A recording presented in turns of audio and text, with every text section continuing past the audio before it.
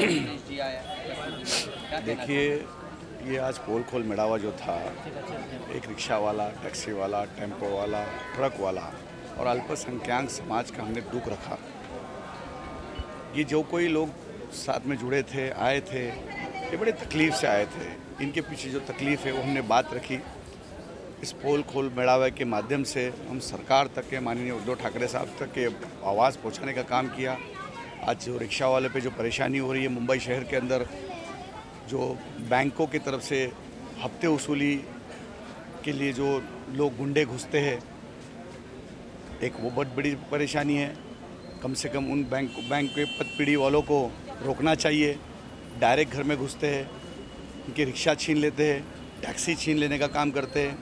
Overload का झोल चल रहा है, जिसके वजह से 10 टन की जो गाड़ी है, जिसको 10 टन का परमिशन है, वो 30 टन ले जा रही है, जिसकी वजह से रास्ते ख़राब हो रहे हैं। हमारे ट्रक ड्राइवरों को धंधा नहीं मिल रहा है। एक आदमी मज़े मार रहा है, 30 टन ले जा रहा है, और जो 10 टन में जो ईमानदारी से करने वाला उसको धंधा नहीं मिल रहा है। वो हमने बातें रखी। अल्पसंख्यक मंत्री जेल से हॉस्पिटल में आराम फरमा रहे हैं और उनके साथीदार बिंदास घूम रहे।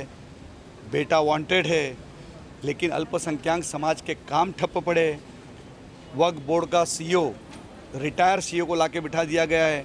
नए अल्पसंख्यक मंत्री आने के बाद, जितेंद्र आवाड़ आने के बाद, अभी तक के उस सीईओ की हकाल पट्टी नहीं हो रही है। हमारी जब सरकार थी, उस सरकार के अंदर हमने एक सीईओ ने खाली मुंबई से औरंगाबाद की टिकट लेके गए थे वक्फ बोर्ड के खर्चे पे, तो विनोद तावड़े जी ने उसकी तुरंत बदली कर दी थी, अकाल पट्टी करने का काम किया था। यहाँ तो रिटायर ऑफिसर को इन्होंने लाके बिठाया और पूरे पगार देने की बात कर रहे हैं। मस्जिद, मदरसों, दरगाह के पैसे से, हमारे मस्जिद के जो ईद में जो रमज़ान में जमा होते हैं, वो उस पैसे से उसको पगार देने की बात कर रहे हैं। तो ये मुसलमानों की ज़मीन पे हाथ मारने का काम, मुसलमानों की मस्जिद मदरसों के गले तक जाने का काम, ये सारी हमने बातें रखी। हम ये सारी बातें मैं देवेंद्र जी के पास में पत्र लेके जाके सब दूंगा। आने वाले अधिवेशन में आवाज़ उठाएंगे। ज़रूरत पड़ी महाराष्ट्र के मुख्यमंत्री जी को भी एक निवेदन दूंगा कि ये सारी जो चीज़ें हो रही है, अल्पसंख्यक मंत्री के जो कारभार करने वाले, साथ में जिनके उल्टे सुलटे अंडरवर्ल्ड से संबंध घूमने वाले ऐसे कुछ बिल्डर खुलेआम घूम रहे, उनके ऊपर कार्रवाई होनी चाहिए। वो सारी बातों का पोल खोल किया।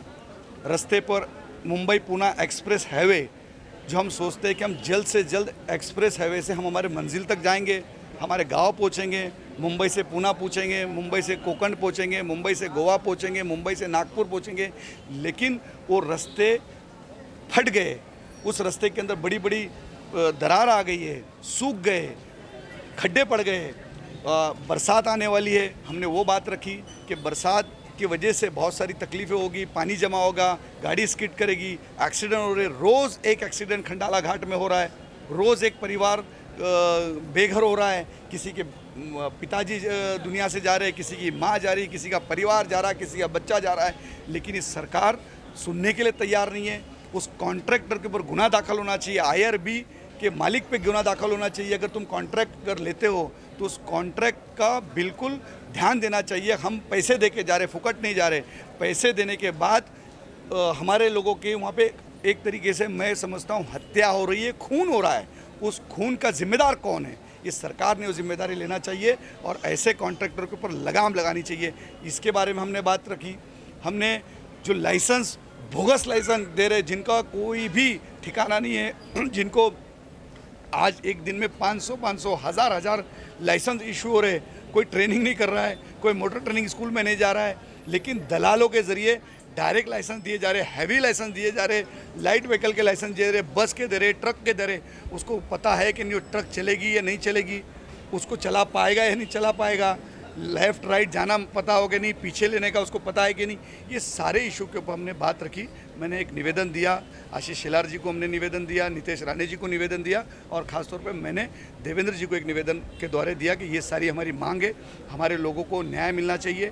मैं एक लीडर बन के बात नहीं कर रहा था, मैं एक इनके परिवार का हिस्सा बनकर आज मैंने अपनी बातें रखी। हाजी भाई, अगर आप